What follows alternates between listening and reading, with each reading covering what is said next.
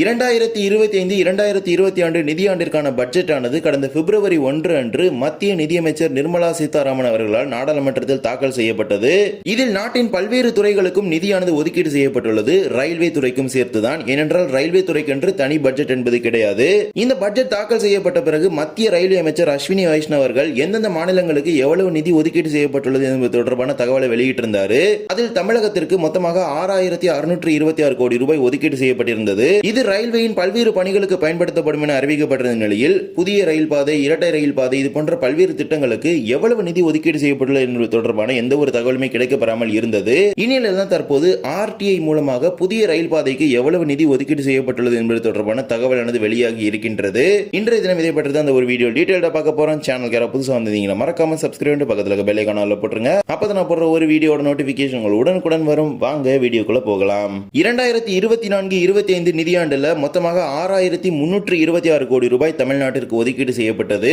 அதன் பிறகு உள்ள அடுத்த நிதியாண்டான 2025-26 கடந்த பிப்ரவரியில தமிழ்நாடு ரயில்வே திட்டங்களுக்கு மொத்தமாக 6626 கோடி ரூபாய் ஒதுக்கீடு செய்யப்பட்டுள்ளது. சுமார் 300 கோடி ரூபாய் அதிகமாகவே ஒதுக்கீடு செய்யப்பட்டது தமிழக ரயில்வே திட்டங்களுக்கு. இதில் புதிய ரயில் பாதை, இரட்டை ரயில் பாதை, மின்மயமாக்கல், அம்ரித் பாரத் மறுசீரமைப்பு திட்டம், ரயில்வே தண்டவாள மறுசீரமைப்பு உள்ளிட்ட பல்வேறு திட்டங்கள் இதில் இடம்பெறும். இவ்வாறு அனைத்து திட்டங்களுக்கும் சேர்த்து மொத்தமாக 6626 கோடி ரூபாய் ஒதுக்கீடு செய்யப்பட்டது என்கிற ஒரே ஒரு தகவல் மட்டுமே நாம் அனைவருக்கும் கிடைக்கப்பெற்றது. பொதுவாக எந்தெந்த திட்டங்களுக்கு எவ்வளவு நிதி ஒதுக்கீடு செய்யப்பட்டுள்ளது என்பது தொடர்பான தகவலானது பிங்க் புக் மூலமாக வெளியிடப்படும். ஆனால் இந்த பிங்க் புக் நடைமுறையை நிறுத்திவிட்டதாக மத்திய ரயில்வே அமைச்சர் அஸ்வினி வைஷ்ணவ் அவர்கள் நாடாளுமன்றத்திலே தெரிவித்து விட்டார். இதற்கு பதிலாக வேறு ஒரு ஆவணம் மூலமாக எந்தெந்த திட்டங்களுக்கு எவ்வளவு நிதி ஒதுக்கீடு செய்யப்பட்டுள்ளது என்பது தொடர்பான தகவல் வெளியிடப்படும் அப்படிங்கிறத தெரிவிச்சிருந்தார். ஆனால் அந்த ஒரு ஆவணமே தற்போது வரை வெளியாகாமல் தான் இருக்கின்றது. இந்நிலையில் தான் தற்போது புதிய ரயில் பாதை திட்டங்களுக்கு எவ்வளவு நிதி ஒதுக்கீடு செய்யப்பட்டுள்ளது என்பது தொடர்பான ஒரு தகவலானது வெளியாகி இருக்கின்றது. ஒரு தனி நபர் மூலமாக RTI என்று அழைக்கப்படும் தகவல் அறியும் உரிமை சட்டத்தில் இது தொடர்பான கேள்வி எழுப்பி இதற்கான பதிலையும் ரயில்வே துறையிலிருந்து பெற்று இருக்கின்றார். இதுல புதிய ரயில் பாதைகள் மட்டுமே உள்ளடங்குகின்றது. சில திட்டங்கள் பாத்தீங்கன்னா அகல ரயில் பாதையாக மாற்றும் திட்டங்களுடன் இணைக்கப்பட்டிருக்கின்றது. ஃபார் எக்ஸாம்பிள் எடுத்துக்கிட்டீங்கன்னா தஞ்சாவூர் பட்டுக்கோட்டை, மன்னார்குடி, திருத்துறைப்பூண்டி, நாகப்பட்டினம் போன்ற திட்டங்கள் எல்லாமே அகல ரயில் பாதையுடன் கூடிய புதிய ரயில் பாதை என்கிற ஒரு திட்டத்தின் கீழ் இருக்கின்றதுனால அது புதிய ரயில் பாதை அப்படிங்கிற ஒரு கேட்டகரியிலே வரல. இதில் மொத்தமாக 8 திட்டங்களுக்கு எவ்வளவு நிதி ஒதுக்கீடு செய்யப்பட்டுள்ளது என்பது தொடர்பான தகவலானது வெளியாகி இருக்கின்றது. முதல் திட்டம் திருவண்ணாமலை திண்டிவனம் ரயில் பாதை திட்டம். திருவண்ணாமலையிலிருந்து செஞ்சி வழியாக திண்டிவனத்திற்கு 70 கிலோமீட்டர் தூரத்திற்கு புதிய ரயில் பாதை அமைப்பதற்கு கடந்த ஆண்டு வெறும் 1000 ரூபாய் மட்டுமே ஒதுக்கீடு செய்யப்பட்டிருந்தது.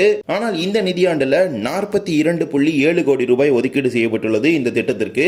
இரண்டாவதாக திண்டிவனம் நகரி ரயில் பாதை திட்டம்.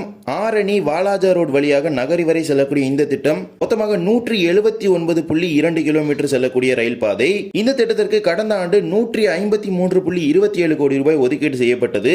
இந்த ஆண்டு மொத்தமாக 347.7 கோடி ரூபாய் ஒதுக்கீடு செய்யப்பட்டுள்ளது. அப்படியே டபுள் மடங்கா இன்கிரீஸ் பண்ணியிருக்கிறாங்க. ஏனென்றால் இந்த ரயில் பாதை திட்டம் தற்போது மிகவும் வேகமாக நடைபெற்றுக் கொண்டிருக்கின்றது.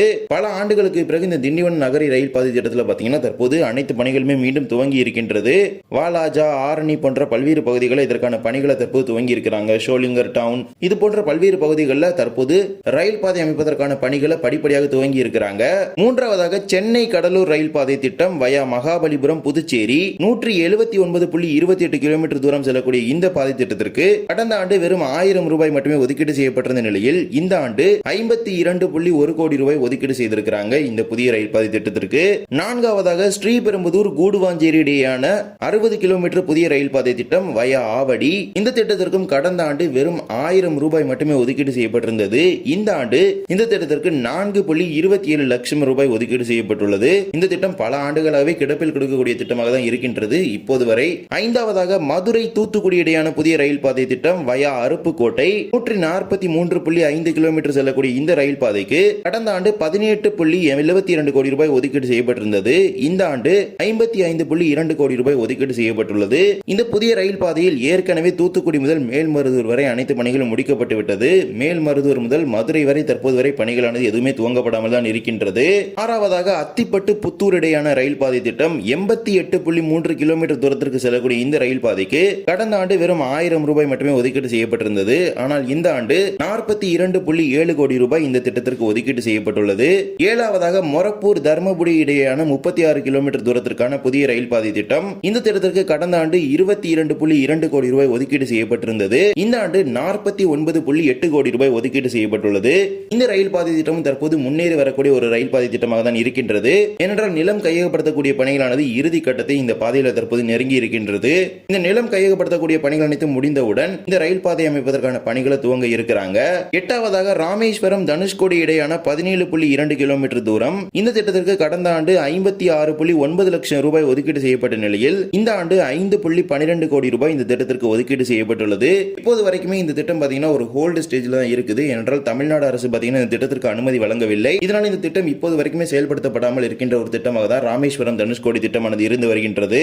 இந்த தகவல்களை RTA என்று அழைக்கப்படும் தகவல் அறியும் உரிமை சட்டத்தின் மூலமாக தனிநபர் அவர்கள் எழுப்பிய ஒரு கேள்விக்கு பதிலாக ரயில்வே துறை கொடுத்திருக்கின்றது. 2025-26 நிதியாண்டுல இவ்வாறு 8 புதிய ரயில்வே திட்டங்களுக்கு நிதி ஒதுக்கீடு செஞ்சிருக்காங்க.